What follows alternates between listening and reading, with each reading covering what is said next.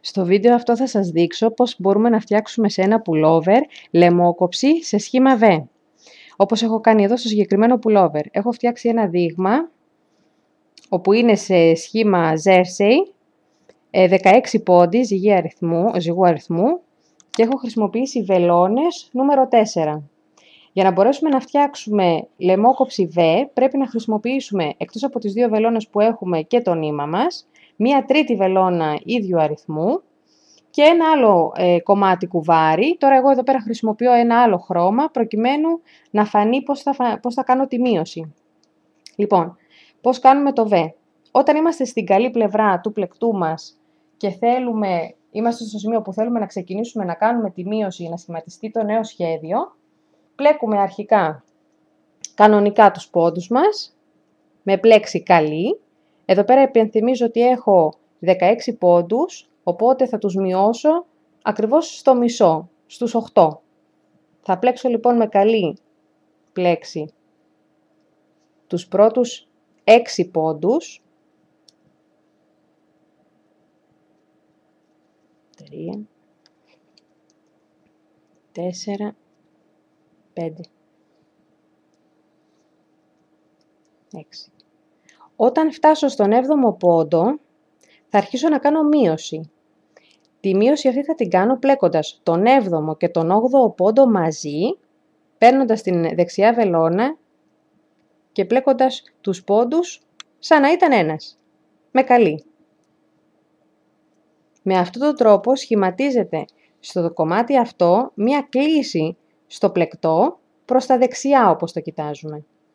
Αφήνουμε τώρα τη βελόνα αυτή και το κουβάρι μας, παίρνουμε μία τρίτη βελόνα που πρέπει να είναι του ίδιου νούμερου προκειμένου να μας βγει ακριβώς η ίδια μορφή πόντων και στους υπόλοιπους 8 πόντους θα κάνω τώρα μείωση στον πρώτο και στο δεύτερο με διαφορετικό όμως τρόπο και χρησιμοποιώντας ένα άλλο κουβάρι που θα είναι του ιδίου χρώματος. Εγώ εδώ τώρα χρησιμοποιώ διαφορετικό απλά για να δείτε να φανεί η κλίση.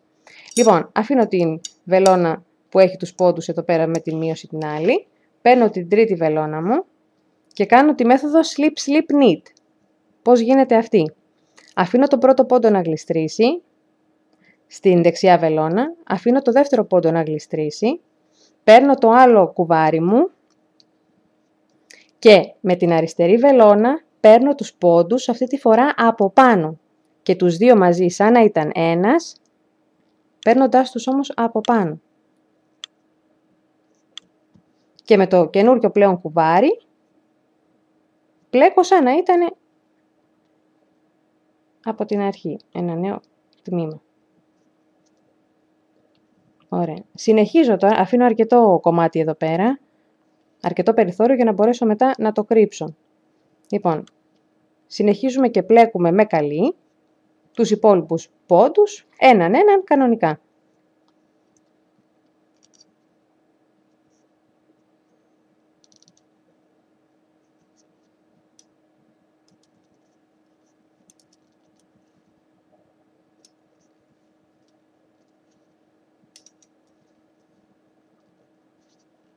Ωραία. Αφήνοντας τώρα κάτω.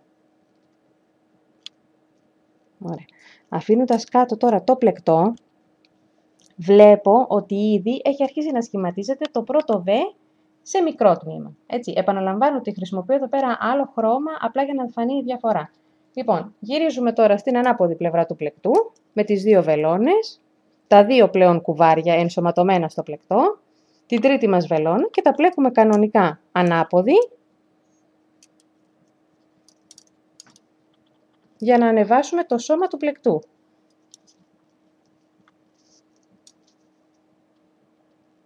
Θέλει λίγο προσοχή γιατί είναι λίγο δύσκολο όταν έχεις να κάνεις με 3 βελόνες. Πλέκουμε κανονικά ανάποδη.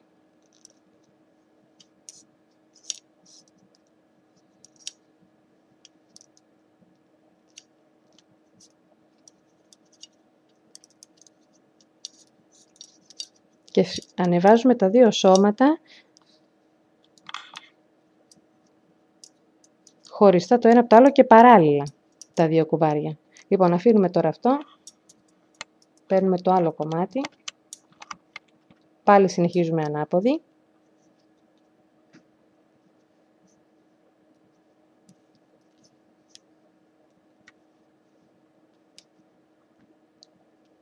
Είναι λίγο δύσκολο.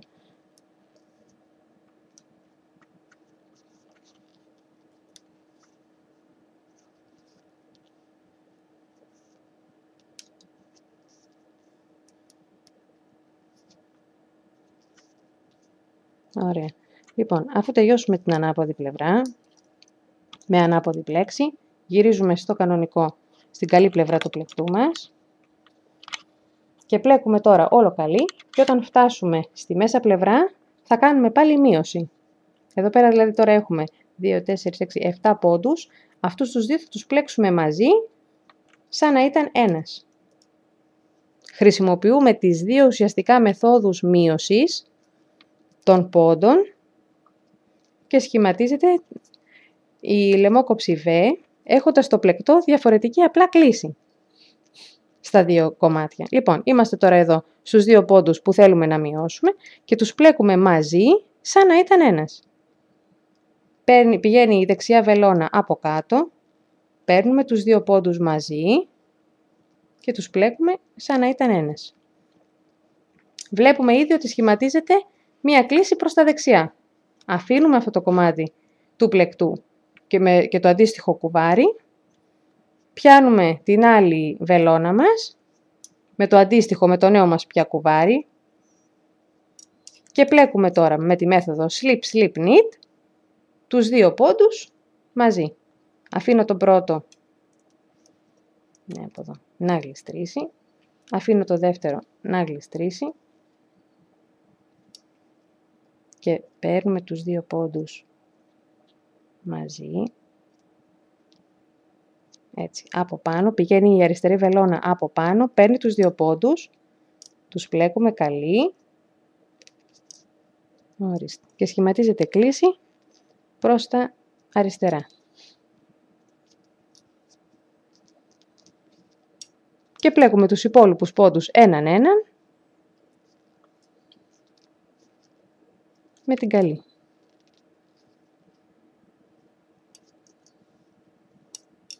Με τον τρόπο λοιπόν αυτό βλέπουμε καταρχάς ότι και οι δύο βελόνες που έχουν πια το σώμα του πλεκτού έχουν φορά προς την ίδια κατεύθυνση και καλό είναι τα δύο σώματα να ανεβαίνουν παράλληλα ώστε να μην δημιουργηθεί κάποια γραμμή λιγότερη, να μην έχουμε κάποια διαφορά. Βλέπουμε λοιπόν ήδη ότι έχει αρχίσει και σχηματίζεται μία κλίση από τη μία πλευρά προς τα δεξιά, από την άλλη προς τα αριστερά και ανεβαίνουν έτσι τα δύο κομμάτια παράλληλα.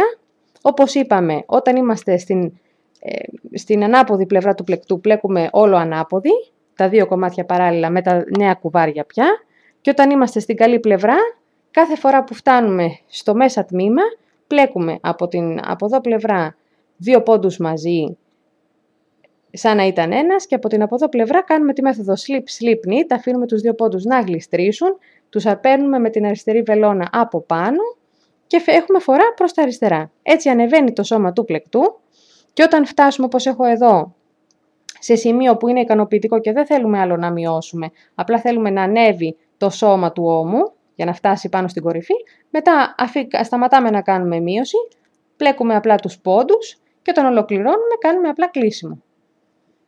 Ελπίζω να βοήθησα. Καλή επιτυχία!